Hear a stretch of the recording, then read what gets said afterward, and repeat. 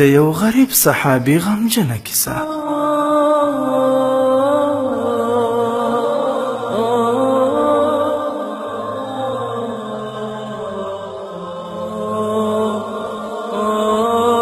یو صحابي و د رنګه تک تورو، داسې تور چې خلکو به ترې کرکه او نفرت کاوه. دا صحابي ډیر غریب او ناداره و، هیڅ یې هم نه درلودل. دا صحابي سعد نومېده. یو ورځ په داسې حال کې چې سخت خفه و، د نبی علیه السلام مبارک سره مخامخ شو او نبی علیه السلام ته یې وویل: ای د الله جل جلاله رسوله، کله چې مشرک وم نو خلکو به راڅخه نفرت کاوه. په کومه لاره به چې تلم خلک به په هغه لاره نه تلل. په یوه لوښي به راسره چا اوبه نه څکلې. خو اوس چې مسلمان شوم، ستا د باغچې ګل شوم، په الله جل جلاله او د هغه په رسول صلی الله علیه وسلم می ایمان راوړ. خو ای د الله رسوله، دا خلک خو اوس هم له ما سره هماغه ډول سلوک او چلند کوي.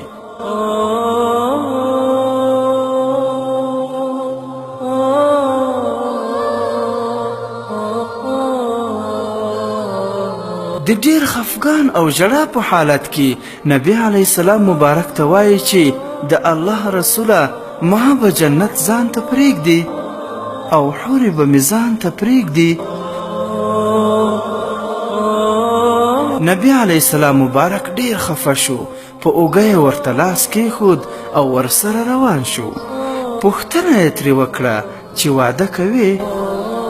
ویل او کومې. نبی علیه السلام مبارک ورته وویل: د فلانکي صحابي کور ته ورشه او ورته ووایه چې د الله جل جلاله رسول راستولی یم. حضرت سعد رضی الله عنه ولاړ او د هماغه کور دروازه یې وټکوله.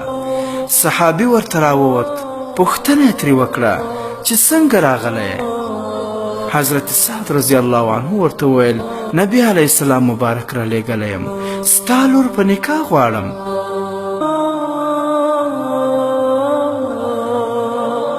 صحابي حیران شو چې زما لور او دا تور غریب او بدرنګه صحابي، او بیا نبی علیه السلام را لېږلی. صحابي کور ته ننوت او خبره د خپلې بیبي سره شریکه کړه. هغې انکار وکړ. ویلې زما لور به اوس د داسې سړي سره واده کوي چې نه کور لري او نه شتمني. بالاخره یې لور راوځي او مور ته وایي چې مورې ما ورکړه. دې صحابي ته مه ګوره، رسول الله ته وګوره، دا هغه را لېږلی. صحابي راووت او حضرت سعد رضی الله عنه ته وویل چې ما لور درکړه.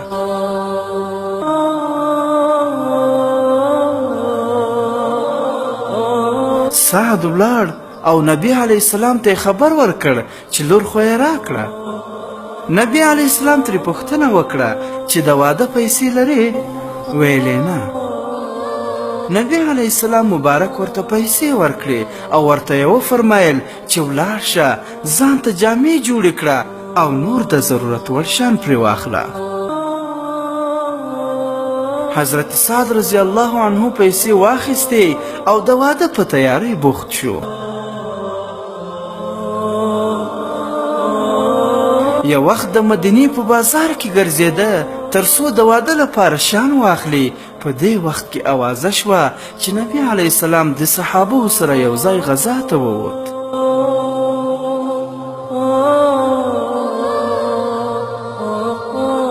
حضرت سعد رضی الله عنه د ځان سره وویل چې ما ته ګوره، زه د واده په سوچ او فکر کې یم. او نبی علیه السلام غزا ته ووت. واده یې پرېښود، په پیسو یې یو څادر او آس واخیست او ځان یې غزا ته ورساوه. کله چې ورسید، په داسې حال کې چې مخ او ځان یې په څادر کې پټ و، د کفارو په صفونو ورننوت او په تیزۍ یې توره چلول پیل کړل.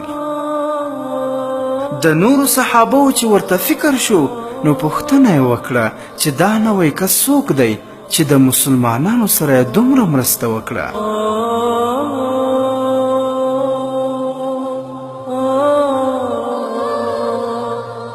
په دې وخت کې د سعد لاس ښکاره شو.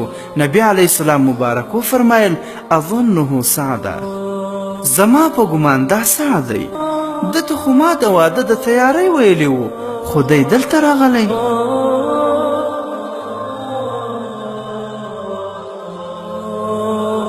د سعد اجل پوره و، په جنگ کې زخمی شو.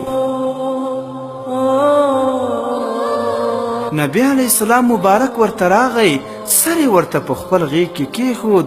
سعد په داسې حال کې چې زخمی پروت دی نبی علیه السلام ته بیا وایي چې ای د الله رسوله ما به جنت ځان ته پرېږدي، حورې به مې ځان ته پرېږدي.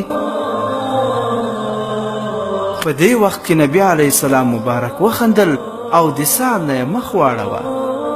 حضرت سعد رضی الله عنه ساه ورکړه او شهید شو.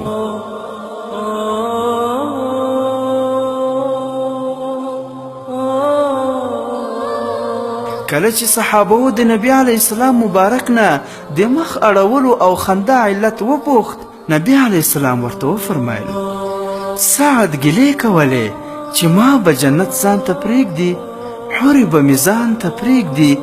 په دې وخت کې الله جل جلاله یوې حورې ته اوبه په لاس کې ورکړې چې دا سعد ته ورسوه. حوره راغله خو زما نه یې حیا وکړه او مخې ته نه راتله.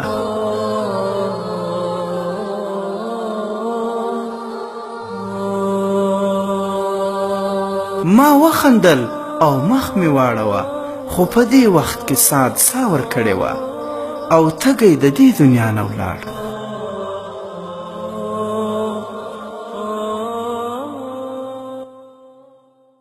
محترمو اوریدونکو، د اسلامي او تاریخي عبرتناک کیسو لپاره زموږ د فیسبوک پاڼه حکایات مصنوي شریف د ثواب په خاطر در سره لایک او شیر کړئ.